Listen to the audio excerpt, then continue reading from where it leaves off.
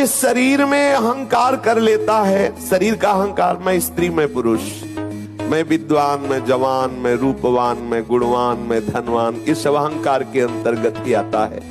और जो घर में आसक्त होकर ममता कर लेता है, ये मेरा मकान, ये मेरी दुकान, ये व्यापार, ऐसा वो इस फंदे में ऐसा फंस जाता है कि फिर उसे धाम जाना है, सत्संग करना है, नाम जप करना है, भगवत भजन करके जीवन मुक्त होना, ये सब उसके लिए बेकार की बातें लगती है। बहुत सावधान, ये जाल है माया का। अपने वास्तविक कर्तव्य की तरफ दृष्टि यदि नहीं रखी तो ये सब व्यर्थ हो गया। वास्तविक कर्तव्य है भगवत प्राप्ति, ये सच्ची मान लीजिए सबके लिए। कब जगोगे? अगर इस जन्म में नहीं जगे तो कब जगोगे? जब से सृष्टि हुई यही सब करते चले आए। ये बहुत बढ़िया अवसर प्रभु ने दिया, जाग जाग, ये जागने के लिए अवसर दिया है। बहुत बड़ी से बड़ी सुख सामग्री प्राप्त होने पर कोई हर्ष नहीं, बड़ी से बड़ी सुख सामग्री नष्ट होने पर कोई शोक नहीं है। इसे उदासीनता कहते। न हर्ष है न शोक है, न मित्र है न शत्रु है, वो उदासीन रहता है। ये उदासीनता भगवान की कृपा से आती है। इसमें फिर किसी विषय संयोग की इच्छा ही नहीं रह जाती। संत जो बोल रहे हैं उनकी बात मान लो तो परमार्थ का मार्ग खुल जाएगा, नहीं बिल्कुल नहीं खुलेगा। घूम घूम के उसी में भूल भुलैया में जाओगे। और सदगुरुदेव जो आज्ञा कर दे उस पर कभी भी अनुमति मत लीजिए। आज्ञा में अनुमति की गुंजाइश नहीं होती कि आपने कहा कि इतने बजे उठना है तो अगर इतने बजे उठे तो चलेगा, और अगर वो हाँ कहने शुरू कर दिए तो आप गिर गए। ध्यान रखना, आज्ञा के बाद कोई अनुमति की गुंजाइश नहीं होती। संयम में आइए, उदारता, संयम, खान पान ये सब, और ब्रह्मचर्य सच्ची मानिए ये अलौकिक व्रत है। ब्रह्मचर्य धारण करने वाले कोई बादाम हलवा और घी की जरूरत ही नहीं भाई, बिल्कुल सच्ची मानिए। जैसे तप्त भूमि में पैर कैसे पड़ता है, ऐसी बिजली रहती ब्रह्मचारी के शरीर, बिजली। जब कोई आपको आदर से बुलाए, कोई सम्मान करे, तो आपकी दृष्टि में भी वो नहीं आना चाहिए, आंतरिक दृष्टि में। जैसे कोई हमें जिस गली में जाते हो गाली देता हो और हमसे द्वेष मानता हो, तो हम उस गली में भी नहीं जाना चाहेंगे, अहंकार होने के कारण। ऐसे भक्त जिस गली में आदर होता हो, माला पहनाया जाता हो, उसकी कीर्ति सम्मान हो, उस गली में नहीं जाना चाहिए। और जिस गली में अपमान होता हो, गाली मिलती हो, हफ्ते में 1-2 बार तो उसमें जाना ही चाहिए, जिससे पता चलेगा कि हमारे हृदय की स्थिति क्या है। यह है उलट आप में समाये, उल्टा मार्ग। और साधु को मन को ऐसे तो नियम संयम का त्यागी और भ्रष्ट आचरण वाला होता है, उसकी कभी दिनचर्या एक जैसी हो ही नहीं सकती। उसके हृदय में भगवत प्राप्ति का उत्साह हो ही नहीं सकता। वो किसी भी शास्त्र या गुरुदेव या संत की आज्ञा पर बहुत समय तक टिका रहे, ऐसा हो ही नहीं सकता। समझ लो इस बात को। एक जैसी दिनचर्या और शास्त्र और गुरु आज्ञा पर चलने वाला वही उपासक होगा जो भ्रष्ट आचरण नहीं करता।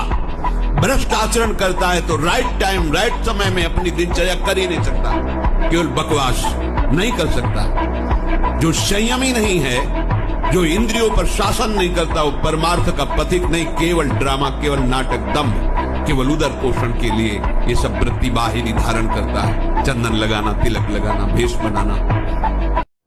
एक घोड़े पे जा रहे थे, तो एक घोड़ा लेकर के, तो एक जवान एक बूढ़े उनके पिता थे, तो उन्होंने पिताजी से कहा कि आप घोड़े पे, पहले तो दोनों ऐसे घोड़े को लिए जा रहे थे, बोले कैसे मूर्ख है, खाली जा रहे हैं। उन्होंने पिताजी को बैठा लिया, बोले यार बुढ़े को शर्म नहीं लगती, वो बेचारा लड़का पैदल चल रहा है। तो उसने सोचा लोग ऐसा करें, तो उसको लड़के को बैठा दिया, बूढ़ा पैदल हो गया। तो बोले यार इसको जवान, इसको शर्म नहीं लगती, बूढ़ा पैदल चल रहा है। तो दोनों बैठ गए, बोले हराम का घोड़ा मिला होगा, दोनों चढ़े हैं। दोनों उतर गए, बोले कितने बेवकूफ है, घोड़ा खाली जा रहा है, मतलब किसी भी तरह से संसार ये नहीं बर्दाश्त कर सकता, वो तो उपहास करेगा ही करेगा।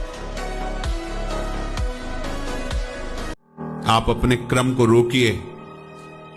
एकांत आपका बहुत पवित्र होना चाहिए, ध्यान दीजिए। ऐसा मत समझो कि कोई डांट नहीं रहा, कोई देख नहीं, सब देख रहे हैं, देखने वाले देख रहे हैं, पर वो इसलिए नहीं बोल रहे कि जब तक आप छोड़ने की चेष्टा नहीं करोगे चुप रहेंगे। भगवान देख रहे हो क्या बोल रहे हैं आपसे, वो बोल रहे हैं मान रहे हो क्या? तो जब रोगे, चिल्लाओगे, पिटोगे, जब फिर अपने आप तुम्हें समझ में आएगा कि आज्ञा पालन करना ही अनिवार्य है। मन को मार करके शास्त्र और सद्गुरुदेव की आज्ञा में जिसने जीवन बलिदान कर दिया, जीवित मर जाए उलट आंख में समाए, कोई खिलवाड़ समझते हैं परमात्मा का? कोई भी विघ्न कितना भी बड़ा आवे, हमें किसी का सहयोग नहीं लेना।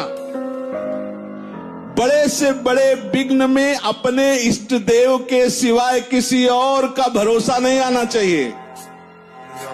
भाई किसी और के पास जाके हम हाथ जोड़ के कहें हमें सताया जा रहा है, आप हमारा सहयोग किए, वो भक्त नहीं, वो संसारी है।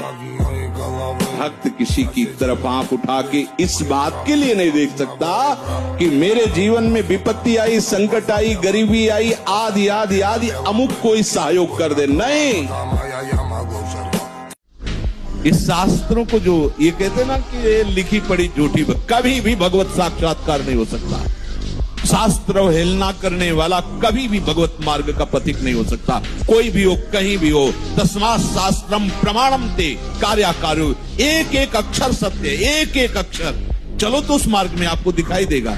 जहां भी कोई अशांति हुई है तो शास्त्र आज्ञा का उल्लंघन हुआ है, वही अशांति हुई, नहीं आज तक का अनुभव है। शास्त्र के मार्ग पर चलने वाले को कभी भी कहीं कोई बाधा रोक नहीं सकी। अगर बाधा हुई है तो अपना माना हुआ कोई न कोई राग जो शास्त्र विरुद्ध आचरण कराता है वही हमें बाधा पहुंचाए, आज तक का अनुभव है। शास्त्र विरुद्ध आचरण ही हमारी अशांति, क्लेश और प्रपंच का कारण बना है। शास्त्र के अनुसार चलने पर कभी कोई बाधा स्पर्श ही नहीं कर सकती। अब हम जो सदगुरु कृपा, भगवत कृपा, संत कृपा, शास्त्र कृपा का आश्रय लेकर के इस भोगाभ्यास से ऊपर उठने की चेष्टा कर रहे हैं, तो ऐसा नहीं कि आज के बाद आपसे गलती नहीं होगी, असंभव। पूर्वाभ्यास आपसे गलती कराएगा, चाहे आप गंगा कसम खाओ, चाहे जमुना कसम खाओ, चाहे अपनी कसम खाओ, चाहे भगवान की कसम खाओ। सावधान हो जाइए। ये जो रोज सत्संग मिल रहा है हाई डोज है, अगर इसको आप पचा गए तो कोई भी ताप तुम्हें स्पर्श नहीं कर सकता, न दैहिक, न दैविक, न भौतिक। देखो हम प्राय इसी बात से गुजरना होता है। मुझे काम सता रहा है, मुझे वो ईर्ष्या, वो ऐसा, पर उस दुष्ट का सहयोग कर रहे हो जिसने तुम्हें सदा सताया है। अगर इसका सहयोग करोगे तो आप तुम्हें अंतिम स्थिति तक पहुंचा देगा। अगर सही चल गए तो भगवत स्वरूप है मन। दोनों बात समझना।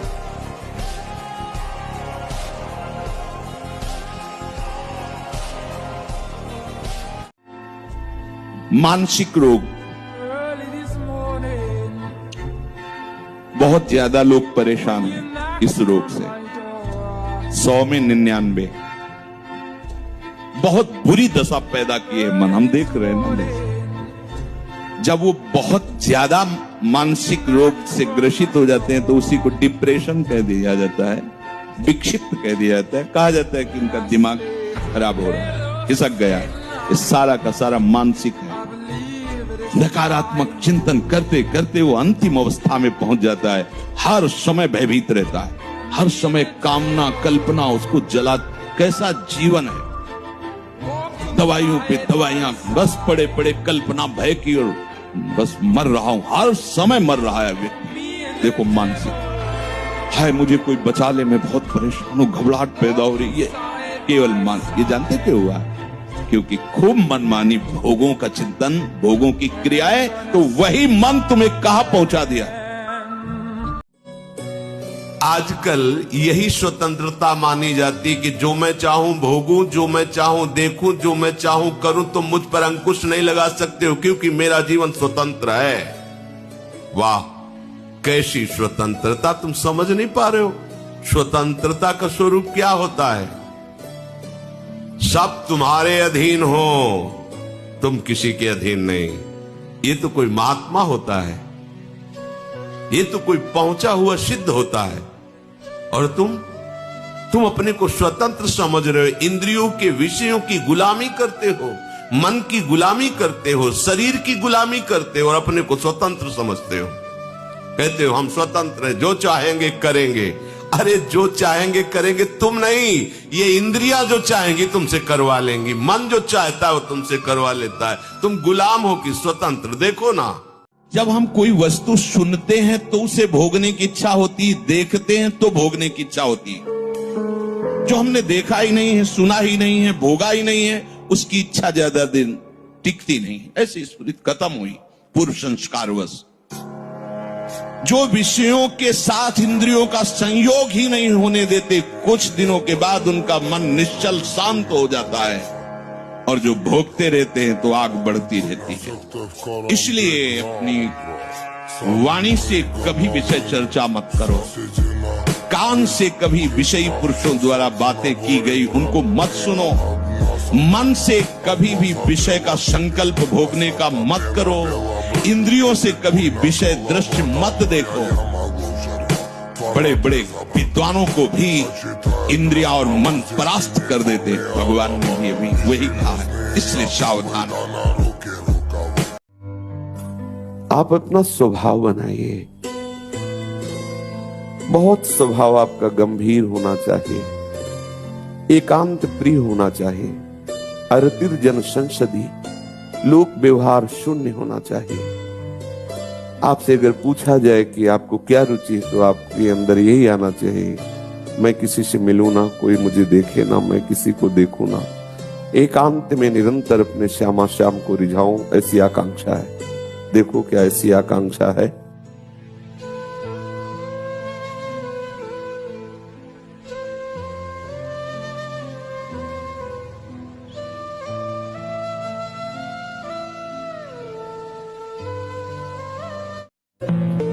आप ऐसा स्वभाव बनाइए कि यदि एक कमरे में आपको बहुत काल तक अकेला रहना पड़े, ना किसी से मिलना, ना किसी को देखना, ना बोलना, तो आप रह सके। इतना एकांत प्रिय स्वभाव बनाइए। बहुत स्वभाव आपका गंभीर होना चाहिए, एकांत प्रिय होना चाहिए।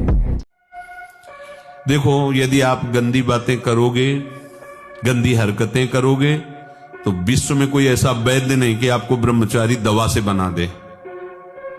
मान लीजिए, हमारी प्रार्थना मान लीजिए, यदि आपने अंगों को छेड़ा नहीं है तो लिख लो, आपका ब्रह्मचर्य क्षीण नहीं हो सकता।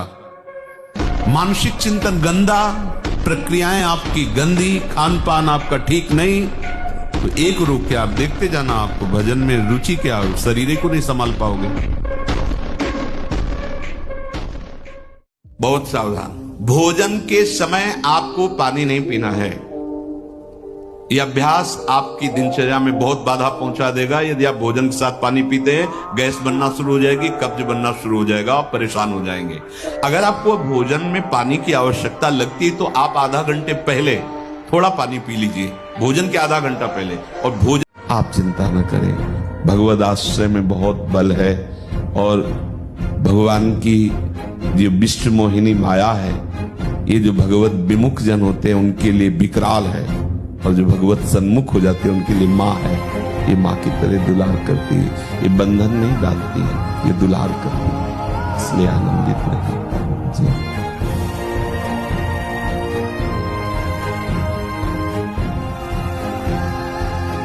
तक गलतियां की और आपको भय लग रहा है, बचना चाहते हो, तो जैसे मुकदमा में साबित हो गया कि तुम सजा के योग्य हो, फांसी की सजा दी गई, तो आप एक उपाय है, राष्ट्रपति से अपील करो, वो माफ कर सकता है। तो भगवान हमारे राष्ट्रपति हैं, राष्ट्रपिता है, हम बच्चे, हमसे गलती हो गई, हम अपील करें अब लो नशानी अब ना हंसई हो, तो कह रहे हम तो आम सर पापे मोक्षिष्यामि मा शुचा, जा मैं तुझे सारे पापों से मुक्त कर देता हूँ। वो नरक कभी नहीं जाएगा, महापापी रहा है लेकिन भगवान धाम जाएगा।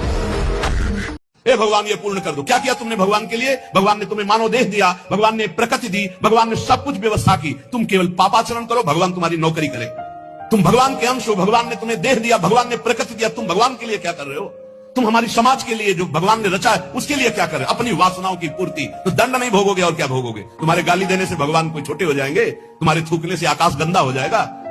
तुम कर सकते हो तो सिर्फ अपना बुरा कर सकते हो और कुछ नहीं कर सकते। लिख लो हमारी बात। अगर कुछ भी मंगल हो रहा है तो भगवान के बनाए विधान से मंगल हो रहा है। संत समागम, हरिकथा, नाम जप, भगवत आराधना, ये उनकी कृपा से हो रहा है। तुम कर सकते हो तो शब्द लिख लो, केवल अपना बुरा कर सकते हो, वही बुरा कर रहा है। भगवान को गाली दे रहा है, भगवान को नहीं मान रहा, नास्तिकता बढ़ रही, मनमानी बेवजह। भगवान ने मेरा कर्जा नहीं, कर्जा लेते समय भगवान से पूछा था? कर्जा लेते समय भगवान से विनय की थी? धर्म से चला है तू? भगवान की आज्ञा का पालन कर रहा है तू? अरे भगवान तो सबके पिता हैं, परम उदार हैं। गाली देने वाले को भी प्रकृति से नहीं रोकते, इसको श्वास मत लेने देना, ये मुझे गाली देता है। नहीं, अच्छी ऑक्सीजन देते हैं, पानी देते हैं, भोजन देते हैं, उसके लिए पृथ्वी फट नहीं जाती है, उसको भी पृथ्वी अपनी गोद में रखती है, जो भगवान को गाली दे। कैसे नीच बुद्धि वाले अपना काम बनाने के लिए आए हो और अपना काम बिगाड़ रहे हो। जिनसे काम बनना है उन्हीं में नास्तिकता कर रहे हो। कौन है आधार यहां इस जगत का? वही सर्वाधार परमात्मा। तुम अंधे हो, दिखाई नहीं दे रहा? ये सूर्य किसके बल से तेजवान है? ये वायु किसके बल से चलती है? किसके बल से पृथ्वी?